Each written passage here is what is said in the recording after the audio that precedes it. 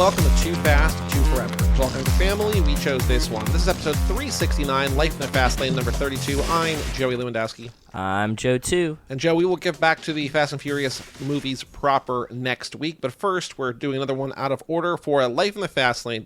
Look, Walton came, we're ready to go tonight, and I was like, guys, we've got a banger of a deleted scene. I cannot wait another week. Oh, man. We have to talk about this. We have to talk about... What's it called? Excerpt of handing Monica a cigar. So what's this job you got for us anyway? Which one?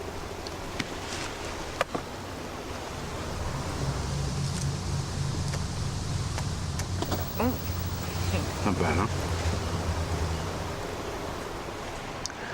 Come with me. So as you just heard, Roman asks Carter about the job he wants Brian and him to do. Rather than answer, though, Carter takes a puff of the cigar that Brian and Roman recovered, then passes it to Monica to sample it. Monica approves of the cigar's taste and hands it back to Carter. Carter tells Brian and Roman to go with him as this deleted scene ends. This is cut from minute 38, which literally has the lines that are in this. What's this job you got for us anyway? And come with me. Yeah, it's exactly the same scene, just without him handing her the cigar. I looked at our notes from that minute, and we were like, it's so funny how quickly he throws the cigar away. Like, he gets it, cuts it, throws it away. But here, we're like, oh no, he actually smokes it a puff or two, and then throws it away. So, like, at least that cigar had a little bit of a life. It did. He tried. It doesn't look like it's lit, but he draws from it, so... He draws from it, she draws... I mean, look, She looks very awkward holding... Did you think that Monica looks very unnatural, that Eva Mendes looks unnatural taking a puff of a cigar in this I was wondering, video? I don't know if you saw my note. I mean, obviously they just cut it because, like, you don't need to see them smoking You don't need a cigar. to see it. You don't need to see it. But I'm wondering if she's like... I want to have kids one day. I don't want them to see me smoking on screen. I'd really rather just cut this out. That's probably not true, but maybe. I think that you're onto something. I know that, like, that they have all kinds of smoking rules since, like, the 90s in films. Mm-hmm. So I'm kind of curious if it's like, oh, this is, like, against the MPAA. You know what I mean? Like, they were like, hey, you can't have them smoking in a PG-13 movie or something like that, and they were like, oh, well, we can just scrap that tiny piece of it. It doesn't make any difference at all. Also, this is, like, I mean, the most useless scene to cut out of the movie. It makes the whole, like, action sequence to go get a car and impound a car to recover a cigar that you're only going to throw away, like, funnier. Like, it's just like, oh, you know. Yeah. He didn't actually want it. He was just testing you, which is what it is, but it's also no matter what, yeah. I had the same kind of thoughts that you did, but that not necessarily that Ava is like concerned for her health, but more so that it's like they just didn't want to show smoking on screen for some reason. Right. And this is easier just to cut that and have like Carter like light the cigar but not really take a puff of it and then be okay. Is there anything else in this 20 action-packed seconds that you found to talk about? No, other than just like I think Ava/Monica looks very awkward doing this. Yep. That it looks like one of them has never smoked a cigar before, and I can't tell if that's her acting or her just naturally just like this feels like a very awkward thing to do. But it's always funny. Like I just find when I see people smoking that like don't smoke, you can tell if you've ever smoked before. You know what I'm saying? So like it just like you're like, oh yeah, you look like you've never done this before, and that's what I noticed the most of the scene. It just reminds me also of the Mitch Hedberg joke where he's like, I smoked movie weed with Peter Frampton. I think when they're doing Almost Famous, he's like, I've also smoked real weed with guys who look like Peter Frampton, and that's way more fun. It's just like, like this is probably like a real cigar, not a movie cigar, but also who knows? Like when they have actors smoke cigarettes, it's not real cigarettes. It's not even like herbal. It's just like it's whatever to like simulate because they don't want like take it. They don't want to like chain smoke to get a cut or get a scene. I don't know about a cigar. I mean, maybe. Who knows? But maybe it's also just, like, nonsense. Oh. Yeah, I don't know either. Anyway, so looking ahead, we have one more extended scene, which is Brian and Roman kicking Enrique, which I don't know if there's going to be anything there, but we'll do that in the next Fast Lane. We'll do it. We'll do it for prosperity. And then we will do the two trailers. We decided off air that the final Fast Lane this lap is going to be us watching the trailers live, quote unquote, live on air, and then we're going to start next lap off fresh with Tokyo Drift minute 1. So instead of doing one trailer and one trailer, we're going to do 2 trailers in one, just watch them and see if there's anything in the trailers that's not in the movies, anything that catches our eye, whatever. I mean, we've seen the trailer already. It's kind of amazing that like even with our minor finessing, that we will start a lap with the Tokyo Drift starting. Yeah, and we'll cover the next, like, 6 laps of Tokyo Drift or whatever. Because a lap... Oh, no, wait.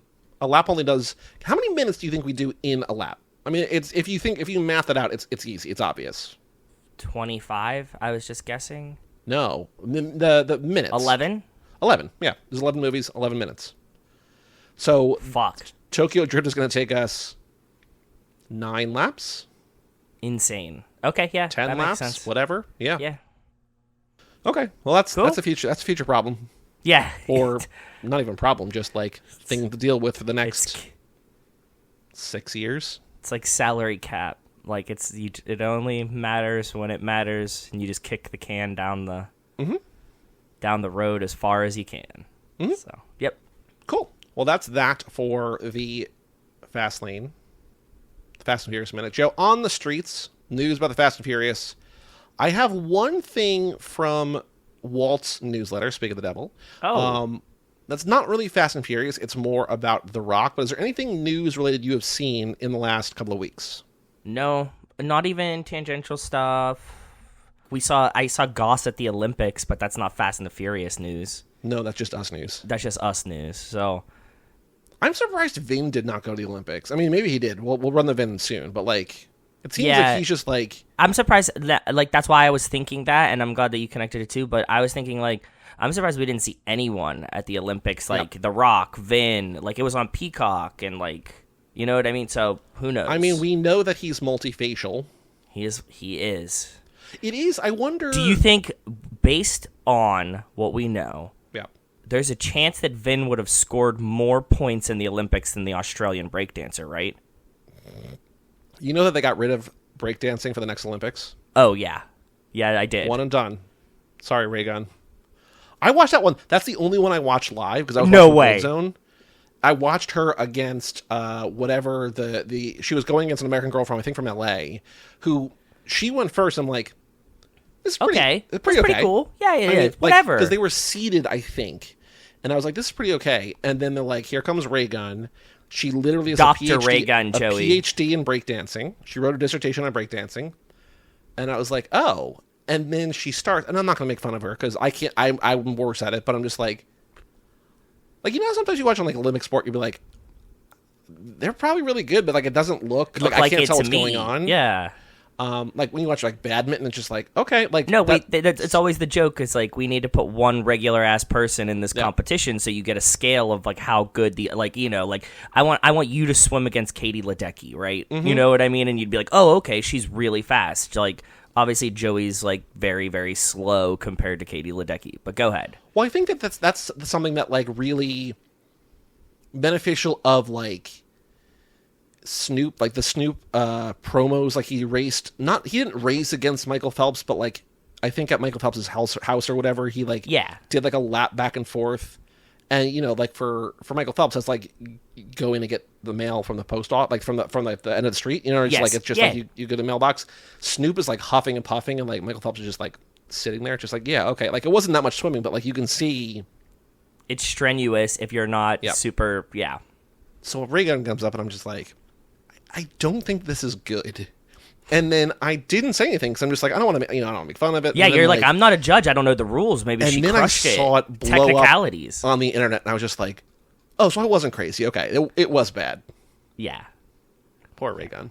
Dr. Raygun. I said to my friends, I am so jealous, and I think that one of the things that like I truly regret in life is not having an Olympic medal from the only time that breakdancing was there, because I would love to like be at your house and like we meet some like, you know, like we're like doing a barbecue and you have people over and you're like, yeah, you know, Joe has an Olympic medal, and they're like, what?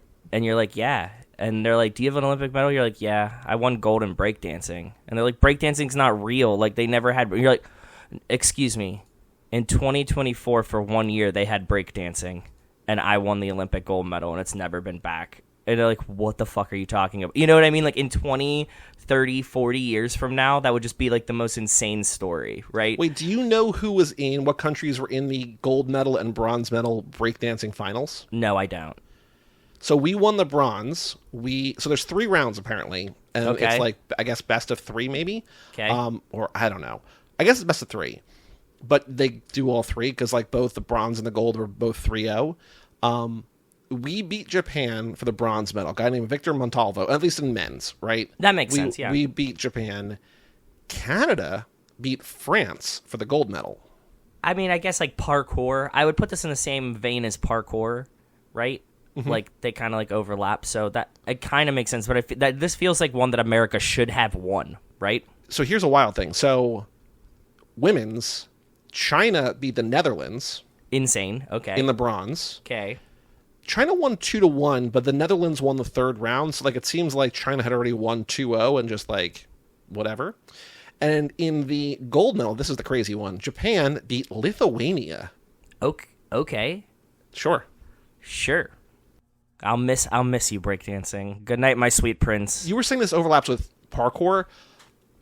I was thinking when I was watching skateboarding, because I was watching skateboarding, like the yes. trick stuff, and also I was watching more of like the, I think they call it the street as opposed to the vert, whatever. Yeah. I'm like, we should dominate this. Like, there's like a couple countries, like I can see France doing well, I can see Japan doing really well. Yes. But I'm like, we better really kick ass. And like I think when we watch, I think Japan won because like skiing. The kid skiing, did like a crazy I get that thing. In winter. Skiing, I get like where we should be in competition, but in snowboarding, we should fucking rock every single competition. Mm-hmm. Yeah, there's a bunch of sports like that this year in the Olympics, and I was like shooting. Every shooting event should just be America, right? Like, no country has drunk more Mountain Dew or fired or committed more mass shootings than America. That's what I mean. And I'm saying, like, I saw a tweet that somebody else was, like, on the same wavelength as me, and they were like, look, like, if you guys don't win every gold medal, we should reevaluate our gun laws. That should be the rules. Uh-huh. Like, when we go to the Olympics, it's like, if you win every gold medal, we keep the gun laws the same. If you guys don't win every gold medal, you know, we make it harder to get guns. Because, like, what else are you doing? Yeah. Like, you know, Steve tells me how he needs 50,000 fucking AK-47s and, you know, AR-15s because they're fun and he wants them for protection. But, like, we're not winning gold medals. What the fuck are we doing here? He's got feral hogs or whatever. Yeah, exactly. Mm-hmm. Yeah. So the news that I found was this. I'm going to just read this verbatim from Walt's. Sorry, we took a wild ass Olympic. No. Tangent, I mean, we're gonna go back to the Olympics later, maybe. Yeah, I'm sure. This is from July 31st, so 2 weeks ago. The Army is trying to deal with a sponsorship deal gone awry related to an $11 million marketing deal the Pentagon cut with the UFL, the United Football League, and its proprietor, the I remember this multi-hyphenate and actor Dwayne Johnson. One part of the deal is that Johnson would tout the Army in 5 social media posts, post to 396 million followers the military valued at $1 million a pop, but only ended up posting 2 of them, according to the Army.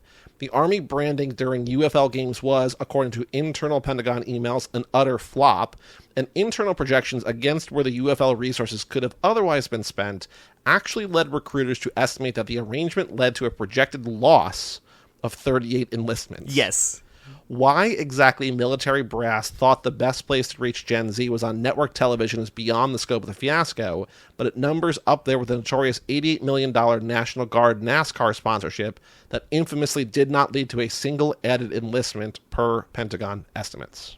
Yeah, I don't think that a secondary live sports league was the place in its first year to recruit Zoomers to the Army. So I don't know who did this, but in this case, I don't blame Dwayne Johnson. I don't think Dewey was at fault here. If the Army tried to give me a bunch of money, I mean, minus the posts or whatever, it's funny that it led to 38 loss, like people bailed on the Army. Or they're just like, you know what? Actually, I'm not sure. I just, it's obviously not Fast and Furious news, but it is funny just to see. It's funny, yeah. The Rock take another loss. I don't consider this The Rock's loss. I consider this the Army's loss. Sure. But also, like, if they didn't pay the full $11 million or something, who knows, right? Like, it's... Yeah. Prorate me. I gave you 2 posts and minus 38 people, so... I saved 38 lives. You should be I don't think me. that's how the Army thinks about it, Joe. I don't think so either. Yeah. But that's all the news or news adjacent stuff that I saw. You saved 38 civilian lives in a third world country. We're going to run the VIN, though. You ready to run the VIN? I absolutely am. Share your screen because I need to see them too. This is like one of my favorite segments. I'm so glad that you like mandated this one. It's a ton of fun. I also realized that like at least until we start Tokyo Drift, so the next couple of episodes, like the title of the episode is always just going to come from this. Although it could be, maybe it's Raygun related. We'll figure it out later. But it's a gold mine every single week, every single 3 weeks, every 2 weeks, or whatever. It makes me so happy. Okay, so it annoyed me a little bit because we did like 11 posts last time, and yes. like a day after we record, Vin puts up this post. Yes. He was on a birthday run too. Don't forget. Remember, last time we seemed like we had a lot of birthdays. So he posts one of my favorite picks of 2024. ... 2 decades for this moment. ... As we are in a pre-production for the Fast finale, Pablo sent a message, Suki, prayer hand emoji, all love, always, ... at Devin Aoki, at Steve Aoki, at the Fast Saga. There's a picture of him and Devin hugging and Steve. Yeah. Well, yeah, but the two of them on one side, Steve in the middle, accepting the hug. 3-way hug, yeah. Devin Aoki responds, felt an ocean of love right there in that moment. Took my breath away. Our angel Paul, aligning everything just right. Heart emoji, love always. Yes, and this stems from the Dimitri Vegas song that we talked about last time that Vin, I think, was on stage at Tomorrowland with Steve Aoki. I'm assuming promoting this thing, right? Like the previous post, yeah. Yeah, the one we were talking about him doing is what was the song again? It was like Dance. It was called something really stupid, and Vin just says like the dumbest thing in it. Remember this? Oh god, what was that song called? It was like Don't Stop the Music. That was what it right? Don't stop the music. Yeah, that was it. Okay, yeah. So I think that there is, people are like, oh, Devin Aoki going to come back? But there's also, I don't think so. I think that this was just either. Like, he happened to be at Tomorrowland. Steve was there. He knows Devin. That, like, he probably just popped over to Steve Aoki's stage knowing Devin, and then this picture happened, right? I think there is a very cynical way to read this, where it's like, 2 decades for this moment. Like, we fucking hired this girl 20 years ago, and I discovered her. Yeah. Only now do I get to meet Steve Aoki? She couldn't hook me up. I mean, it's like, but also, Ben, you weren't in that movie. You know what I mean? But I don't think that's what he's saying, but there's something funny about, like, we only hired her as a way to get to her brother. And it took us this fucking long. But all sorts of, like, headlines are just like, Suki coming back? Yeah. I don't think Suki's coming back, but I wouldn't be surprised if she does come back, especially now because we know how Vin kind of operates these. You know what I mean? Like, I think that ultimately this is a really good sign for us. We've been clamoring for Suki to come back. Him just being in contact with her puts us on a better place than most of these things because that just means he remembers that she exists. Yes. Which is always questionable when they're writing Fast and the Furious movies, as we talk about. Do they remember anything previous? Do they remember anything that previously happened in these movies? So she was in one of these movies. Yeah, exactly. So I think that we might get like a pop-in Suki cameo, which would be really sick in 11, and it might have stemmed from this. So I just don't understand what the Pablo sent a message thing is. Like, maybe they talked about him or something. Like, he really was great to work with, and then, or like Paul would have loved being here right now, or what? Who knows? But yeah, you have to assume that Vin knows Devin, but like, she was only in one movie and he wasn't in that movie. You know what I mean? So like, they might not. Who knows? I'm sure they've met, but yeah, maybe they haven't. You're right. Maybe this was like Pablo sent a message like, this was my one chance to. Like, this might have been the first time that they met. Who knows? No, here's a. Well, this is another picture another from picture, this. Yeah, but like, there's not a lot of pictures of the two of them together. Like, a lot of this is just them on stage right now. Yeah. Who knows? Vin Diesel honors Paul Walker with Devin and Steve Aoki. Like, it's just. Yeah, it literally might have been the first time he met her. You're right. Yep, that's a good point. All right, next post, Fury and Friday. It's them on a soundstage. You can see the green screen getting like doing weird stuff behind. Yeah, it looks like Mars.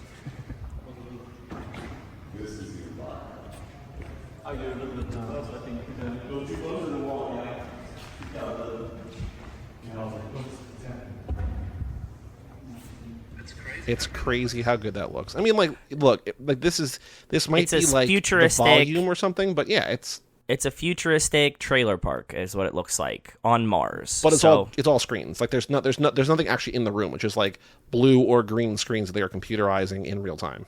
Oh yeah, looks great, but Pretty good. yeah, cool, good for them. Fury and Friday. Fury and Friday. Another video. Training here at the stages in Europe.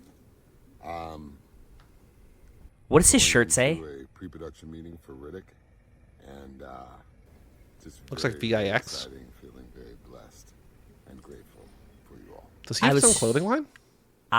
That's what I'm asking, because it looks way too much like VIN. VIX? I don't know. This one just says grateful and blessed. ... Grateful and blessed. Okay, but it doesn't look like VIX. It does. I was hoping it said VIN, because I was hoping he was wearing a shirt with his own name on it. Vicks, Paula Hermani, that's women's clothing. List, Vicks sleeveless. Apparel, Vicks merch. What is Vicks Apparel there? Straight out of Wooten Woods. Don't know what this is. Actually, that font doesn't look entirely dissimilar, but it's not the same kind of. Yeah, I don't get it. Okay. Interesting. Comments?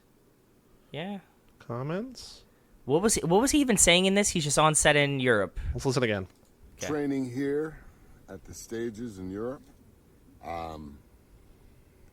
Going into a pre-production meeting for Riddick, and just very, very exciting, feeling very blessed and grateful for you all. Just about to do Riddick stuff, and happy those fans are out there. Been sitting in a field of dandelions. Fury and Friday. Fury and Friday.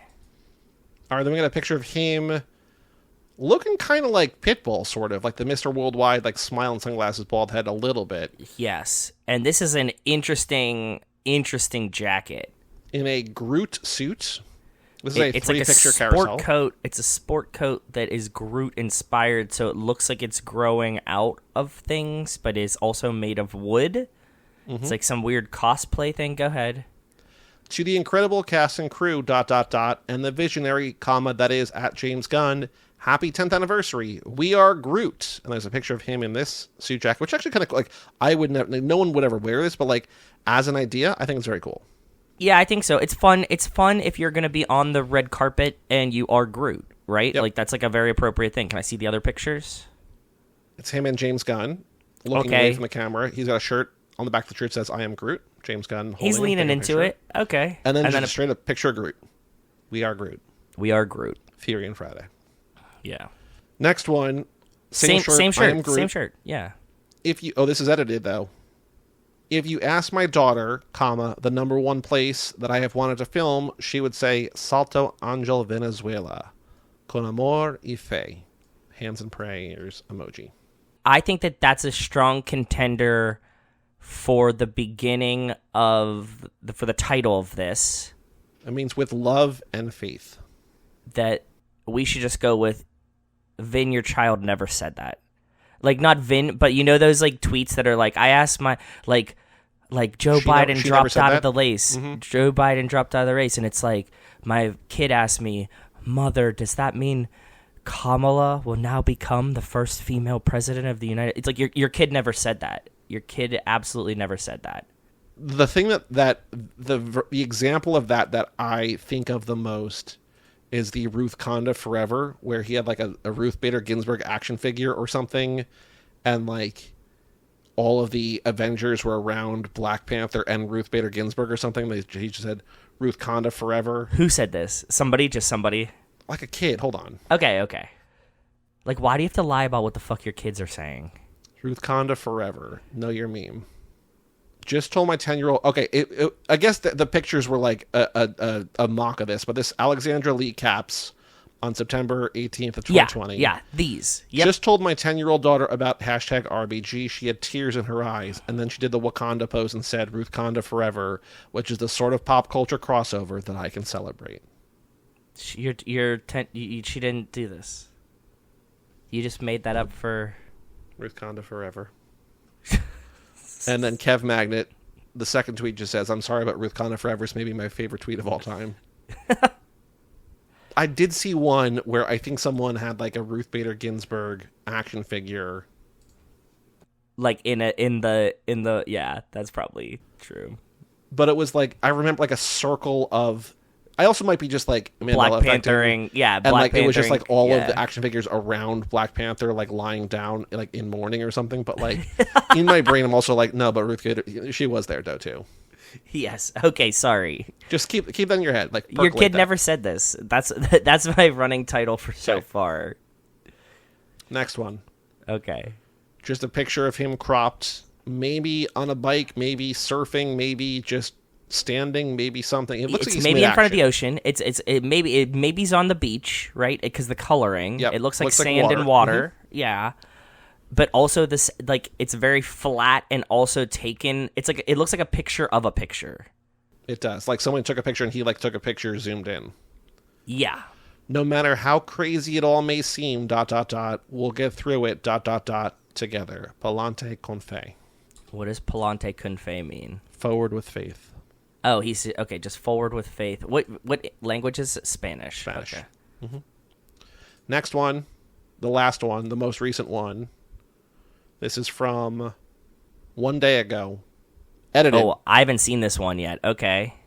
Roman and Rome. Haha. ... Like he's writing that like it's a joke, but like they make that joke in Fast 10. And he was in that movie with Tyrese. Okay, sure. Yeah. This picture reminded me of the past, ... when my dear friend John Singleton, who believed in me before I ever played Dom, ... What? Why do you have to throw that in? Why do you have to throw this? What relevancy is that to this? I don't know. Just, hey, reminder, John Singleton knew me before he did the second movie of The Fast and the Furious and approved of it, just in case you didn't know, because he's dead and can't dispute that, so. You never know. You never know. Go ahead. He actually went to a Harlem theater in New York to see Pitch Black when it was released almost 25 years ago, ... In fact, he went to Universal wanting to direct the sequel of Pitch Black, and Universal talked him into directing Fast 2, ... Fast 2. Fast 2, that's the first time, yeah. However, when I took a writing job to rewrite the Chronicles of Riddick instead of staring in the second Unedited. Fast. No, this is edited, so he's staring at in the second Fast. Mm-hmm. Yeah. The second Fast on Fast 2. Not wanting to do a sequel in fear of preventing Fast 1, all lowercase, from being a classic... ... He is on one in this one right now. So I think that we can, at this point, firmly attribute all the title fuckery specifically to Vin. Mm-hmm. Because in this post, you've read 3 sentences. It goes Fast 2, second Fast, with fast capitalized, and then Fast 1 under, like, all lower. Yeah, wow. Okay, go ahead. Sorry. From being a classic... He went and had to find new casting. Thank you, John Singleton...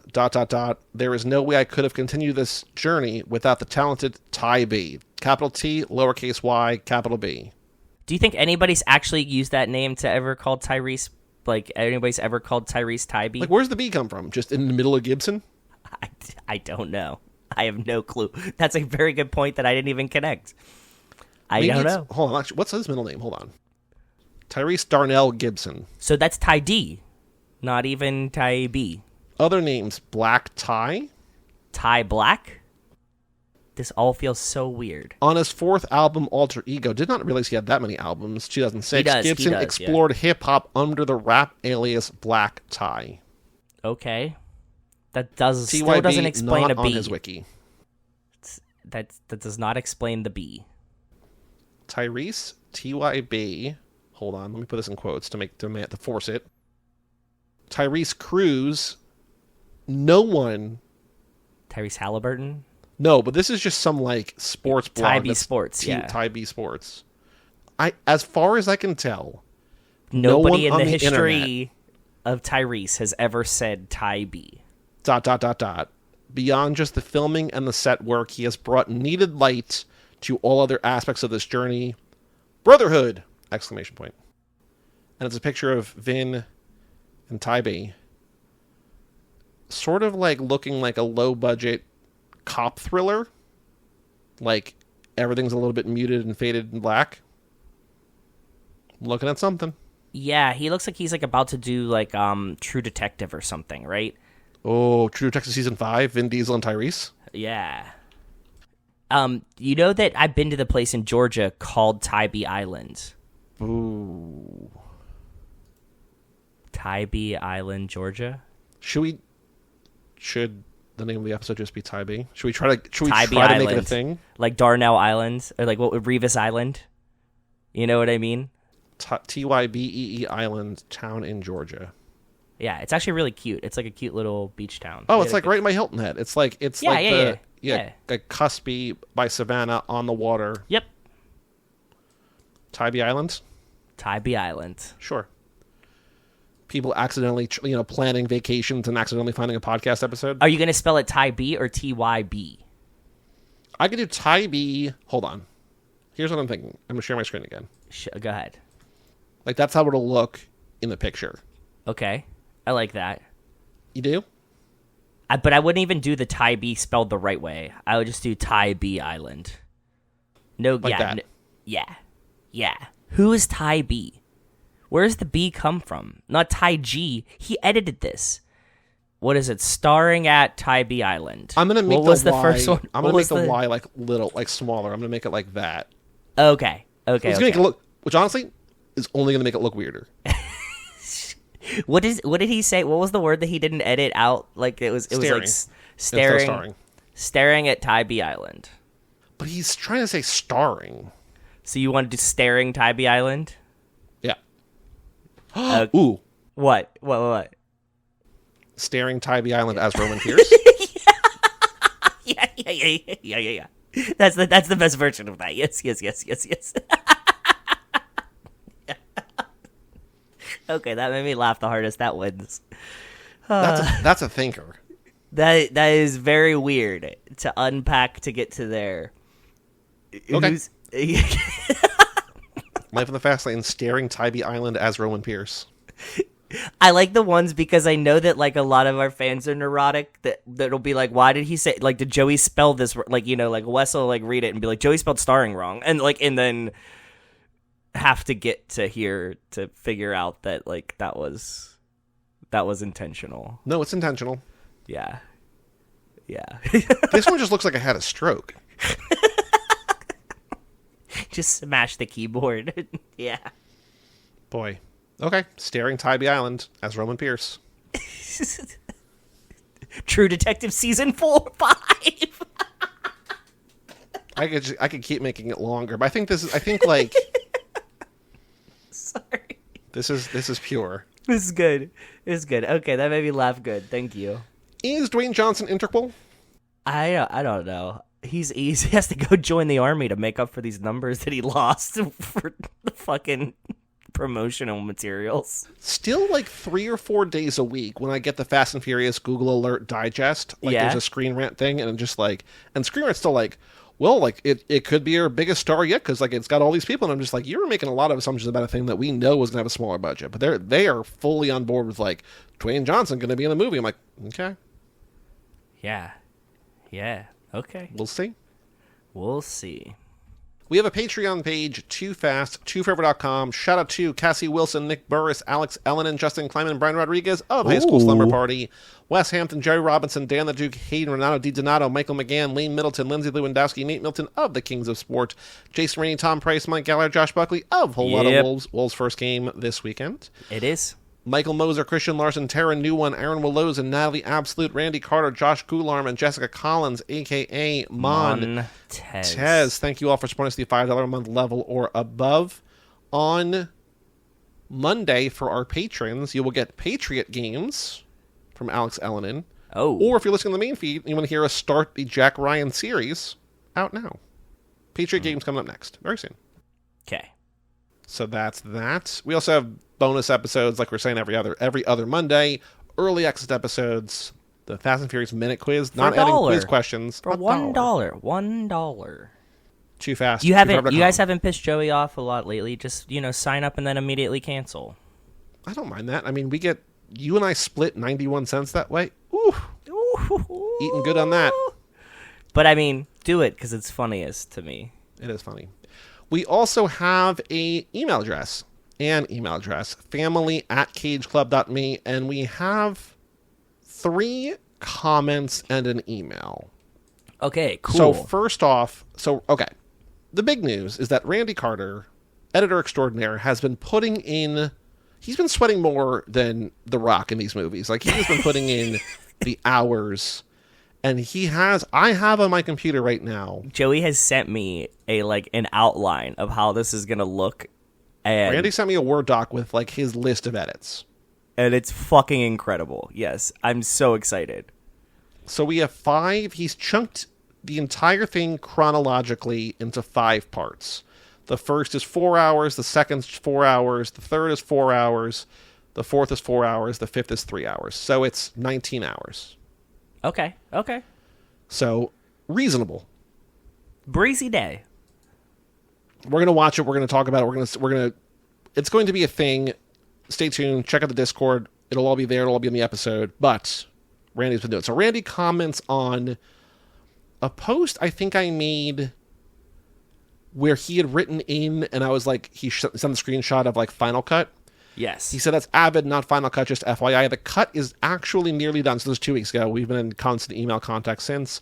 Just working the end credits. The running time is 19 and a half hours because, yeah, there's like 4 hours and 8 minutes, whatever.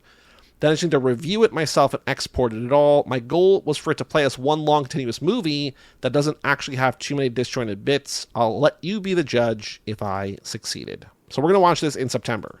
Based on the outline that I saw, he fucking nailed it. You know what I mean? Good. Like, it seems like I have no qualms with it. It was very, very well done. Smart. He knew exactly when to cut what where. That made logical sense that I didn't have disagreements with. So I'm also curious to see it.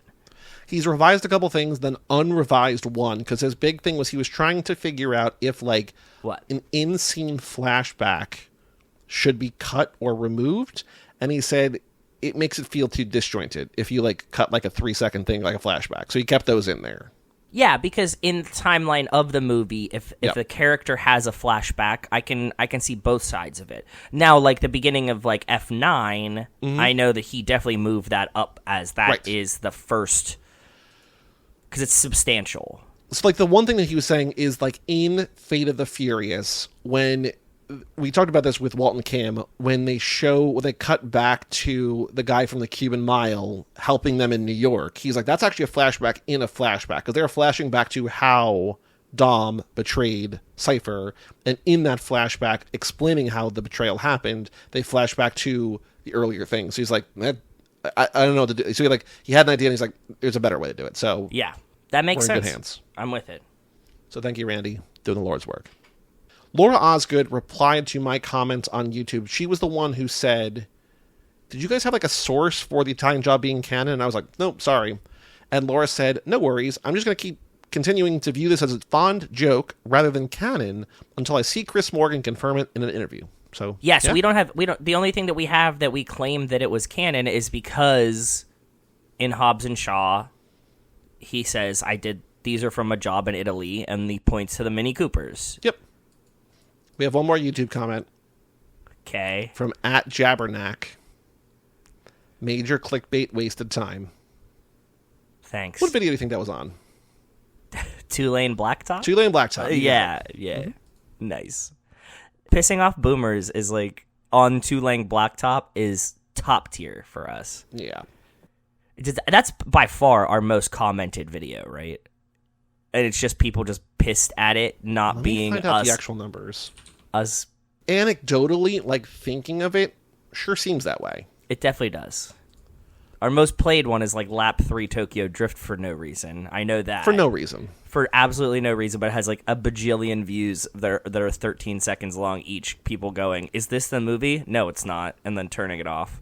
I'm looking, all these videos just have like 1 comment or 0 comments, because again, nobody really watches these on YouTube. They're just they're there in case you want to watch that. I know that Rocket does. Yeah, exactly. But Rocket also like knows other ways to get in touch with us. Fast and Furious Lap 10 for some reason has 4 comments. Don't know why. Herbie Fully Loaded for some reason has 4 comments. I can see that being like people being like, this movie doesn't exist anywhere. I want to watch this. And trying us and saying it's not the movie. Yeah. Clickbait, wasted time, asshole, whatever. Motor mouth. Dirty Mary Crazy Larry has 14 comments. We know what those are. Vanishing Point has 16 comments. And it was Hollywood Nights had a bunch. Hollywood Nights has 18 comments. Yeah. Two Lane Blacktop. You want to guess? It's not a crazy number. 30. 26. 26. Fast and Furious Spy Racers has 19. Into the Blue has 12. I just talked about Into the Blue today. That's weird. Okay. Fast and Furious Tokyo Drift that has 831,000 views has 17 comments. I think most of those are in another language. The real email that we got today, not that those comments are not real emails, but the email that we got sent in was from Jerry Robinson, subject line, "Hello there. Good to hear from you, Jerry, bud. How's it going? John Cena retiring was expected, and he's going to wrestle a bunch of people. Going to retire from in-ring competition, but like The Undertaker, I think Cena will get a lifetime contract with Lightweight Wrestle, or will join Dwayne at TKO when he can, so he can be with WWE still and also act following Dwayne." I think so. So that was big news this week that John Cena is retiring, and he's going to do like, I was going to say 36 for some reason. I have that number in my head. But like he's going to do like a tour, and it's like, this is the last time you'll see me like with the WWE, like as a wrestler. And I saw somebody say like, John Cena's farewell tour is the era tour for boys. I guess. Like, it was just a funny joke, Joey. Don't take it personally. Jesus. I was thinking about how like Comedy Bang Bang is doing a live tour this summer, and they keep like, they had a thing and they're like, we're adding 4 dates in the UK, and then they just added 4 more dates, including one in New Jersey, and I was just like, you're just doing the Eras thing. Just like, not that it's like they only had like 25 dates as opposed to like all these different countries or whatever. Just like, I guess it's a thing now. It's like we have a tour, but like, no, we can do another like little 4-stop here. Like, let's do it. So makes sense. Yeah. Get your money. I'm always pro people getting paid, so. He says, regarding the rapper that died, it's pronounced XXX Tentacion. Oh, yeah. No. I got that wrong. He just says Tentacion. Tentacion. Sure. That's it total. No X's. I guess so. We ignore that. Tentacion. In some related car news, Ileana's car finally went down due to transmission, and she upgraded from a 2012 Nissan Versa to a 2023 Ford Escape ST. It's a beautiful machine. Ooh, nice. Good job. When we met, we had blue Nissans, and now we have white Fords. That's fun. That's a fun thing. Fun story time. I was cleaning Ileana's car rims in my black tank top and shorts, Dom style, when this Gen Z girl walked up to me flirting. As I saw her car in all black 2024 Toyota Supra, first thing I said, quoting Lance, "It's a beautiful machine." Yeah, that's awesome. She said thank you and wanted me to go with her. Said no thanks, but she pressured me more until I told her I wasn't her type. She asked me what it was I said, a woman who could see through all the bullshit, who has no problem, I don't know if I believe this, who has no problem getting a little oil on her fingernails, 20% angel, 80% devil. She gave me a moan telling me it sounds nothing like her, as she's 100% angel. I responded, it ain't. She got in and drove away and called me a loser. It was funny AF as I went back to cleaning the rims. Maybe it actually did happen. Jerry, look. Jerry, if that happened, applause, my brother. That Amazing. is hysterical. Ileana and I had our anniversary on 8/3. Congratulations. Happy Congratulations anniversary. Again, yes. And went to dinner at Ruth Chris Steakhouse, Santa Cruz Beach Boardwalk, ate a churro and deep-fried PB&J. Jealous. Went to the mystery spot nearby. Deep-fried peanut butter and jelly. I just said this to Rachel the other day, that like this is something that I should not be allowed to have. But I was eating an Uncrustable, and I was like, oh my God, if we could deep-fry this shit would be so lit. Apparently, somebody else agrees. So, excellent choice of foods is. Do you know that Joe Shane, Giants GM, eats like 2 Uncrustables a day? That was a big takeaway from Hard Knocks. I don't know if anybody tweeted about that, but they just show him like, because you know how they have like driving to the facility at like 4:30 in the morning when it's like pitch black outside? He's just like pounding Uncrustables. Are they still frozen, or did he let them thaw? Is the question I have. Unclear. Huh. He's like I've eaten so many of these. He's like I think he said something like, I probably had peanut butter and jelly like every day of my life, last like 30 years. Like just like his favorite food. That's insane. I did not know that, and I do love me an Uncrustable. And they make them reduced sugar now, so on wheat. Congratulations. Thank you. Jerry said he went to the mystery spot nearby. I've been to the mystery spot. Do I have the thing in here? What's the mystery spot? Mystery spot's just like one of those roadside attractions. It's like okay, things are a little different here, and it's like you like go in a room that looks like it slopes upwards, but like when you walk it feels like you're walking downwards, or vice versa, where it's just like the gravity and the perspective is like weird. Okay. But that was one of those things that like, oh, very cool. When I drove cross country in 2012, I wanted to see as much of those things as I could, so I went to the world's largest frying pan. Yeah. Yeah. Got her some of my favorite sunglasses that she obsessed with me, and she gave me a Juneteenth Giants hat, an all-black Giants hat with the emblem in red, black, and green. Super cool. With a yellow border around it. That's all I got for now, since we're going to go grocery shopping. Be fast, never get past. You'll lose that ass. Charles Rain is not insane. Thank you, Jerry. Congratulations on your anniversary. Glad you guys seem to have a good time. And thank you for making me hungry for churros and deep fried peanut butter and jelly sandwiches. Thank you. If you want to email in, family@cageflow.me, and we'll read it on the next Fastlane. Joe, now's your time to shine. Extracurricular activities. You have been all over the place. Food all over the place. Activities all over the place. Yes. What have you been up to since we last spoke? I have been all over the place. So I've been gone for like 10 days straight, but in a bunch of different places. So the first place that I went was the soccer team Wolves were traveling around America. So they had a match. They had 2 in Florida, or 3 maybe. And they had 1 in Annapolis, Maryland. And Josh and Mike Moser were attending. So I took the train down and met those guys, spent the day with them. Yes, we started off, they had like a little event at a brewery that was in Annapolis. They had like a bunch of like the staff, a very famous Wolves player, Steve Bull, who's pretty much like I would claim their Mario Lemieux. You know what I mean? Okay, like the most famous historical Wolves player. He was a striker for them. Got to meet him, and yeah, got to hang out with just Josh and Michael, and then go to the game. Everybody was super, super nice. Like, had you met them in person before or no? No, this was the first time we had met. So it was cool to like actually see them in person, get hugs and stuff. Everybody that I met was just like super wholesome. Like the whole like U.S. contingent of Wolves fans were just like a great familial thing. It was awesome. They were all really good people. Sweet. And it made me feel like warm inside that they were so nice and so welcoming to everyone. Then I came back from the match and immediately went to the Finger Lakes to visit Rachel's parents with Rachel. We go to Keuka Lake is the lake that they go to. It's gorgeous. And like all these people just build these rowdy fucking houses on the lake. Rachel's my father-in-law rents a boat, and we just like pontoon around and get hammered on the boat. And I learned weird things about Rachel's mom and her friends that she went to college with. And it's always a fun time. I just like watching them interact, and Rachel and I just giggle and we have a good time. So I was doing that, watching a lot of the Olympics there. Got to see all like the soccer stuffs and stuff like that. And then I came back from the lake and immediately went to California to go see 2 of my buddies from our fantasy football hockey league. Stayed at my buddy Doug's house. He lives in Rancho. So I was out there in the desert. It was kind of hot, but it was a good time. Ate some In-N-Out, which was delicious as always. So fucking good. I'm just shaking my head. Yeah, went to Korean barbecue with those guys. And then we went to go see the Dodgers and the Pirates play in the midst of the Pirates completely shitting away their entire fucking season, all in the past, like, 3 weeks. You love to see it. You love to see it. They lost a doubleheader again today. I think that's probably 11 losses in a row for them. And I saw, yeah. They got fucking battered today again.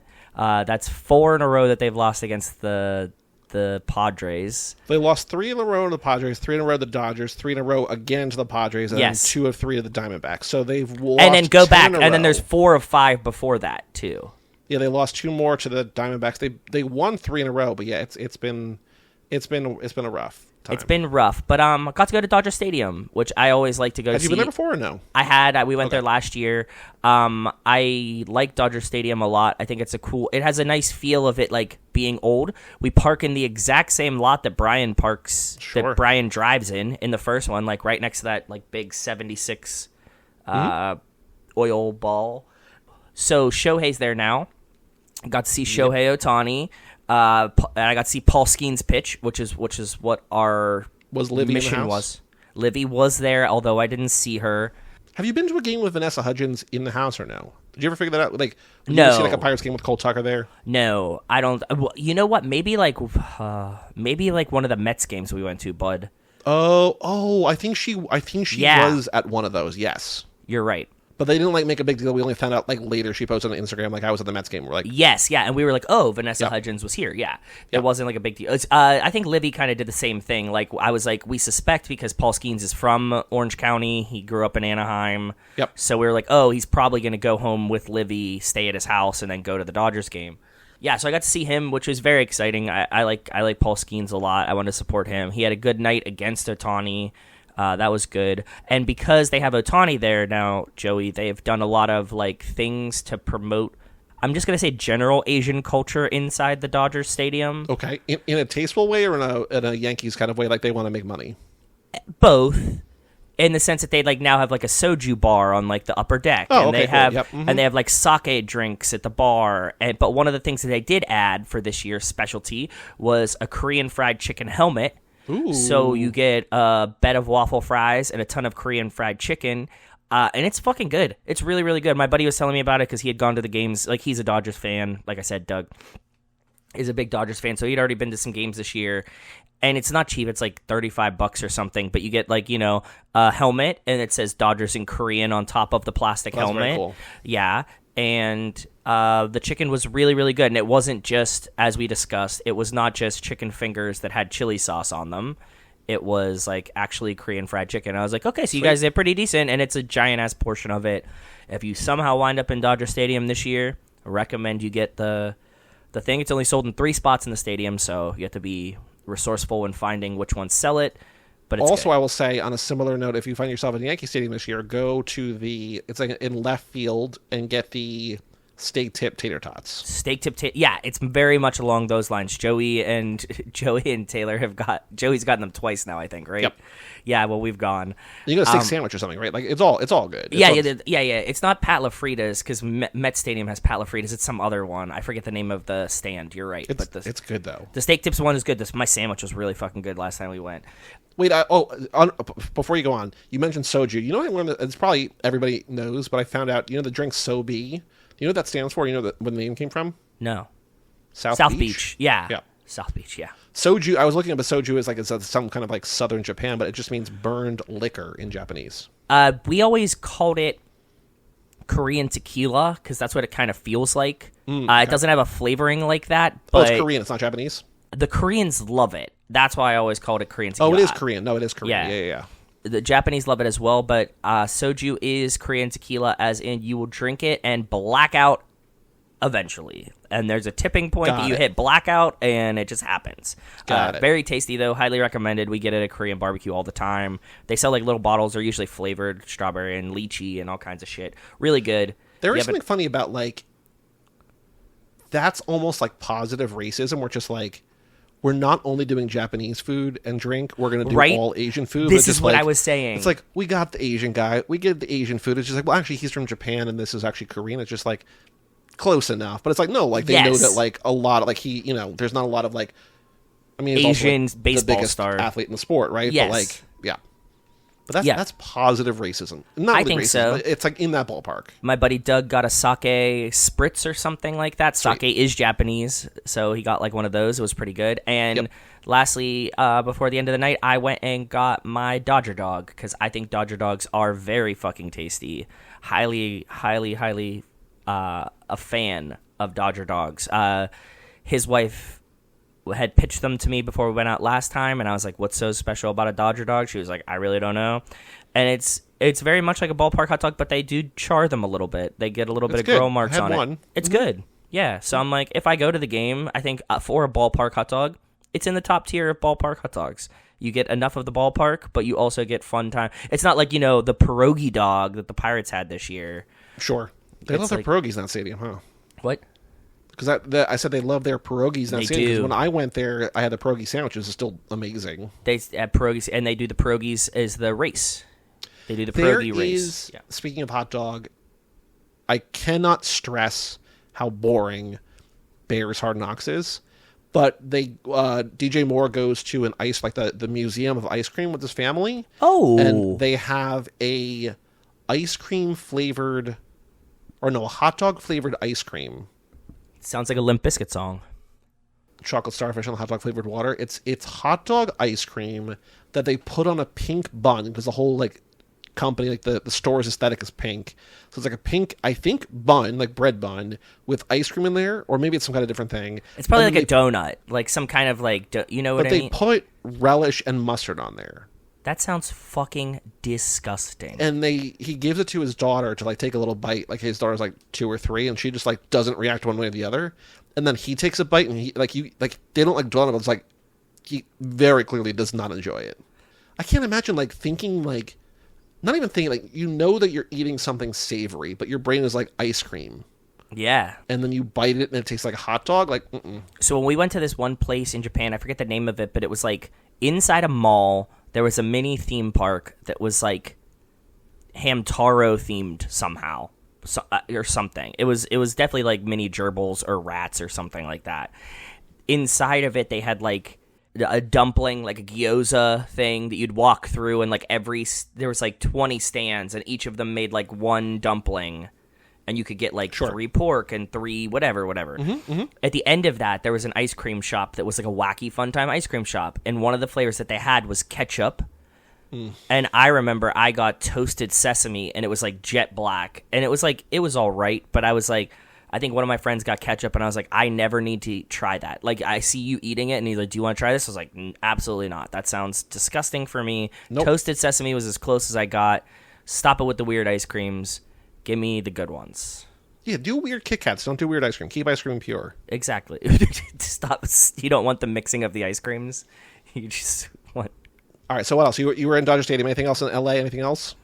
No. Then we came... now I'm home. I'm just recovering, recording with you. We've been watching... Doug's wife put me on a new reality show that's like not a new reality show, but something new to me, called Claim to Fame.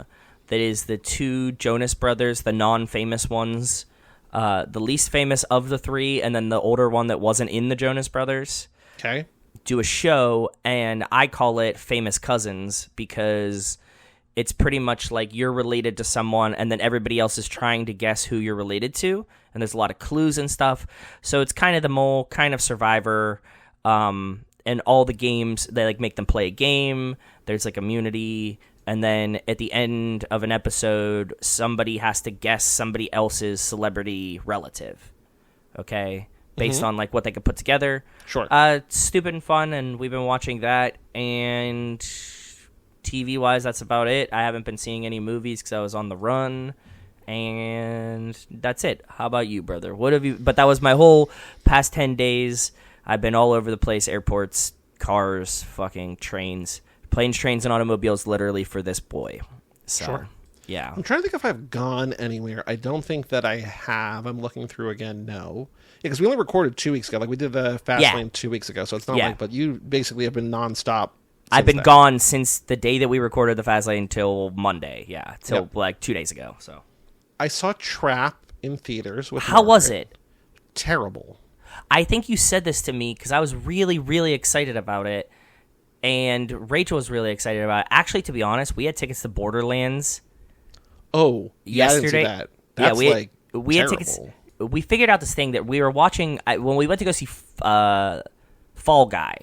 There was a preview for Borderlands, and Rachel was like, "Oh my god, what is this movie? It looks incredible." And we have discovered that Rachel just is hyper fascinated by video game content because she'd never played the games. So like The Last of Us, she loved it. Borderlands got out. She's like, "Oh my god, what is this? It looks so good." And it's like, it's a video game. You know what I mean? So we had tickets to it, and then I heard on the Pittsburgh radio that morning that they're like, "This is fucking awful." 0% on Rotten Tomatoes for a long time. I think they had like 1 positive review. This was no longer 0, but yeah. I heard it's really bad. And I was like, so yesterday we had tickets to it, and I was like, "Do you still want to go, or should we refund these?" And she was like, "We can refund them." So, okay, good. You saw Trap, and you said it's bad? Well, why? Is it bad for you? Like, would we love it still? I'll get there in a second. I just think going back to Borderlands for a second. So Jamie Lee Curtis is in Borderlands because somehow they just backed up dump trucks full of money for all these people, right? And they were doing press, and they asked her, do you know what, like, they were just talking about Marvel movies, because Deadpool's out, whatever, and they're like, do you know what phase they're in? And she goes, bad, and then she, like, came out and apologized about that, and it's like, if you are an actor who is, like, only in film... Yes. It's not cool, but you can dunk on things, but don't like be Dave Bautista in the Fast and the Furious, right? Like, but don't be the star of Borderlands, a video game adaptation that people are shitting on, and then like go dunk on Marvel, the MCU. Like, you sent me a tweet that somebody was just like talking about how like Eternals 2 isn't going to happen. Like, their bumps, that news came out because we were talking about Eternals in the last Fast Lane or that's whatever. why I sent it to Joey, because like I went on that Eternals tirade, and then all of a sudden and you were like, you kind of like Eternals, and then today they're like, yeah, we're not making an Eternals 2, so. Which I don't even think, I never assumed that they were, but then this guy's just like, Marvel taking loss after loss, and I'm just like, Deadpool just crossed $1 billion at the box office. It's gonna be like in like the next week or two, going to be like the most successful movie this summer, rated R movie of all time. It's just, and like, it's to be like the most successful movie of the summer, essentially. Mm-hmm. Yeah. Yep. But yeah, no, Marvel keeps taking those loss after loss. But like Jamie Lee Curtis being like, it's in the bad phase. It's like, okay, you made Borderlands. Let's calm down. Yeah. Okay. Trap. Okay, so Trap is funny, but Trap is not intentionally funny. It's okay. So did you like Old? Yes. You liked Old. Okay. I think Old is fun. It is. Trap is bad. Okay. So like, I think Knock at the Cabin. Did you like Knock at the Cabin? But I think Knock at the Cabin is like pretty good, like objectively pretty good. Subjectively, did not like. I think Trap is. This is the conversation we had on Movies, Films, or on Deep Blue Sea, the podcast about like, movie quality we've had on here before. It's a well shot. It looks nice. Whatever. The music in there by his daughter, the pop star in the movie, is like good and whatever. I think it is the worst movie I've seen this year. It's just illogical. It's weirdly shot and edited in places. The acting is terrible. Nothing makes sense. And not M. Night Shyamalan like you. I have so much respect for your brain to not be like, it's not like you were like, I didn't understand it. It's like, no, it doesn't make sense. There's a difference. So there's the trailer. In the trailer, there is the guy who like selling the t-shirts, right? Like the reveal in the trailer of the twist, which happens like 15 minutes in the movie, is that Josh Hartnett is the killer, right? Like that. Yes. The trailer's just like, I laughed about this when I saw the trailer again, because I was like, I told Joey, I was like, oh, is that really, like, I don't know who the killer is. And yeah, it's like, no, that's in the trailer. And Rachel was like, you moron. Yes, I told you it was in the trailer, you fucking idiot. Yes. Because they pitch it as like Silence of the Lambs at a Taylor Swift concert, which is a great premise. And so in the trailer, which happens like 15 minutes in the movie, Josh Hartnett is going to buy his daughter a t-shirt because there's all these cops around at the stadium. And the guy's like, psst, secret. He's like, yeah, the killer's butcher, here. He's here, and they're going to trap him. So the t-shirt he's trying to buy is sold out. He's like, come back in like 10 minutes, I'll get some more for you. Okay. He goes back to the guy like 10 minutes later. The guy's like, oh yeah, like come with me. And they take like a 4-minute jaunt underground through the tunnels or whatever. And the guy picks up 2 t-shirts and gives him one along with some plot information, and then walks back to his thing. I'm just like, there's no way at like any concert. Like it's not a Taylor Swift parallel, but like any concert in an arena that a guy could just duck out for like 5 minutes and not come back with something useful. Like things and like also that. Take a patron through the underground, backstage of the concert. At a time where like there is heightened security everywhere. It's just like, no, he's with me or whatever, right? Or like later in the movie, like they go backstage and it's just like, well, this isn't how concerts work. Yeah, semi-spoiler, but not really, because but like he has like a one-on-one with a singer later, and it's just like, in what world could you just like say to like someone like, oh, I just need like 2 minutes with Taylor, like it's just like it's gonna be I just need 2 minutes, and they're like, oh yeah, sure, and like it's just you and Taylor Swift in a room with no one. It's just like, that's not how this works, but like that's how this movie needs to work, because they need to have the whatever. Yeah. Interesting. Okay.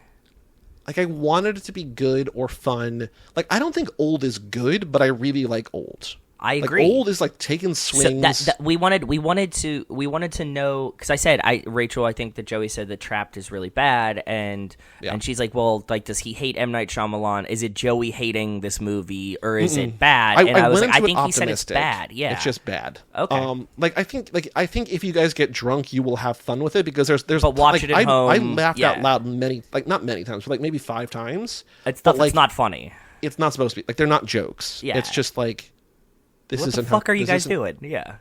Okay. Cool. Good to know. Thank you. There's like one scene at the end, which I don't know if this has gone viral, but like Who Weekly talked about it, where like Josh Hartnett takes his shirt off.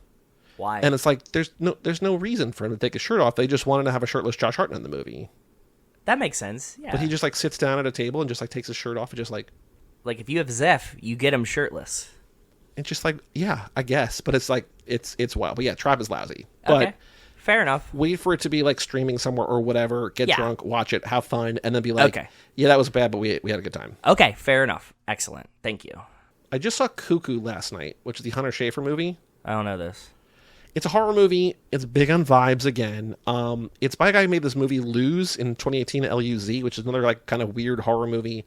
But it's another one like Long Legs, like other movies this year, where it's like it's big on vibes and big on like what it feels like rather than like what it's about. And like it's not good. And like Hunter Schafer from Euphoria is the star, and she's great in it. But like I was hoping for more. I'd sort of heard mixed things, so I wasn't expecting a lot. But kind of a bummer. I'm seeing Alien Romulus on Friday. Cool. Nice. I heard great things about it. I was like 94 on Rotten Tomatoes. People fucking love it. So. Mark Hoffmeyer was real hamped on it when I think I just saw him give it like 3.5 stars on Letterboxd, so that's pretty good. Yeah. I've been rewatching. I rewatched all 8 Alien movies, the 4 original ones, the 2 Alien vs. Predator, and then Prometheus: The Alien Covenant in the last month or so to get ready for it. So cool. I've been feeling good about that. Margaret and I watched Baby Reindeer. Did you guys watch Baby Reindeer? No, I told you I have a strong distrust for anything on Netflix because I feel like everybody's like, this show is great on Netflix, and it's like the only new show on Netflix, so everybody watches it and says it's great, and then it dies off, and I haven't heard a fucking peep about it since. So well, that's just the Netflix thing. It's really good. It's incredibly well structured. Like it's 7 episodes that are between like 25 and 45 minutes, but like each episode is exactly what it needs to be because a crazy story happened to this guy who's an aspiring stand-up comedian, and then he turned it into a one-man show at Edinburgh Fringe Festival, and then this is an adaptation of that. So, like, he had this crazy thing happen to him, he turned it into entertainment, and then he adapted that for this thing, and he's the star of the show. Okay, cool. So, it's very depressing and very heavy, and, like, we watched it in a night and the next morning, and, like, it's a lot, but it's really, really well done. Like, I don't think you need to watch it. I don't think it's, like... Yeah, I think it's great, but it's also just like heavy. It's a bummer. It's dark. Okay. So it's really good. Cool. We watched Bone Tomahawk. Have you seen Bone Tomahawk? No, I have not. We picked that for Film Club because we watched it. Margaret wanted to watch it. It's like a horror western. It's so good. I've heard great things about it from you and from a lot of other people. I've heard it's really, really good. She loved it. I loved it.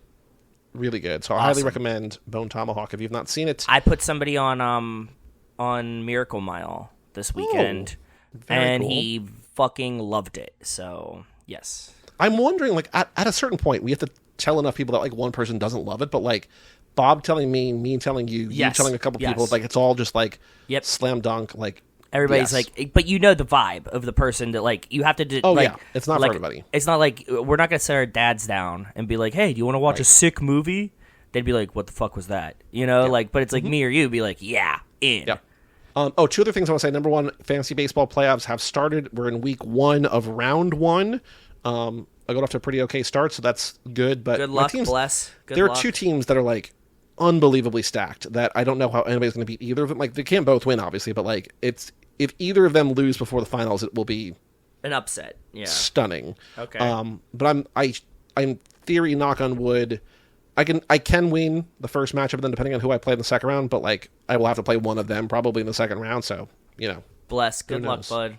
Thank you. And the other thing I wanted to say was, last Thursday night, my college roommate had been like he got like a Discord server together. He's like, we're gonna get a bunch of people together. We're gonna play Halo, and I'm like, I don't know, this is gonna be cool. Like this, like I don't know these guys. Like I haven't played Halo in forever, and it was so much fun. Like, that's awesome, dude. We just played Halo 2. Like it was on like the Halo Master Chief Collection, which when it came out like 10 years ago, you and I played through Halo 1, 2, and 3. Yeah.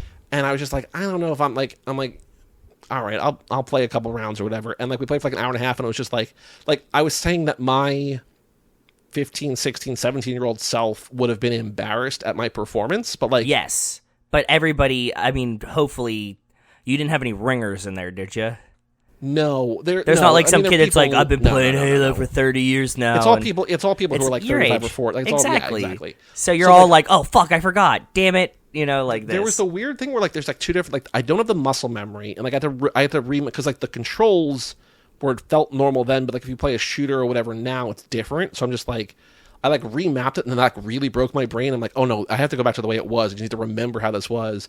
So that took me like a while to get used to, but like I still remembered where things were. Like I remember, like I couldn't remember like what weapon, but I remembered on Zanzibar, like there's like that windmill, and I'm like, I know that there's a weapon in there. I don't remember how to get there. I'm like, oh, it's a sword. Okay, that's where it's a sword. Yeah, that everybody goes chase a sword, so you could just stab everyone. Yeah, right. So I was just like, okay, I remember how to get places, or I remember how to like open the gate or whatever. And so like the actual like course memory or the map memory is still there. Oh yeah, I know where every spawn point, like every like weapon spawn, blah blah blah. Is but then we were like map. playing like some DLC maps, which came out like toward the. I remember we played like that might have even been like after you bailed, because I played like for a while, and then like I don't remember. There's like 4 maps there were new that they maps added, okay. And I was just like, these don't like they feel didn't right feel to my as brain. good, Yeah, and yeah, also like we didn't spend hundreds of hours of them, so like I remember them vague. Like I remembered them, but I don't know where stuff is, but. It was fun. So I think the goal is like to do it like once a month or something. But it was very fun, cool. Okay, cool. But I think that's about it. Yeah. Anything else that you want to say in this episode? No, I had a really fun time seeing everyone. I'm gonna see you very soon. I'm gonna go visit Matt very soon. I'm pretty much just like doing my rounds to just like check on all my buds and see them and see how they're doing. So sweet. Yeah, that's it. Very, very cool. Well, we'll be back next week, hopefully, theoretically, with Hobbs and Shaw with Walt and Kim. In between now and then, though, for the patrons is Patriot Games, the first book order, we talk about it, Jack Ryan movie, but the second movie order, Jack Ryan movie. So Patriot Games 1992 starring Harrison Ford. That's out on Monday. And then the next episode for everybody is Hobbs and Shaw. But for all things Too Fast, Too Forever, go to cageclub.me, facebook.com/TooFastTooForever, or at TooFastTooForever on all the platforms. Email us, family@cageclub.me. Check out our Patreon page at TooFastTooForever.com and our store at cageclub.me/shop. And come back next week for Hobbs and Shaw. I'm Joey Lewandowski. I'm Joe, too. And we will tell you all about it when we see you again.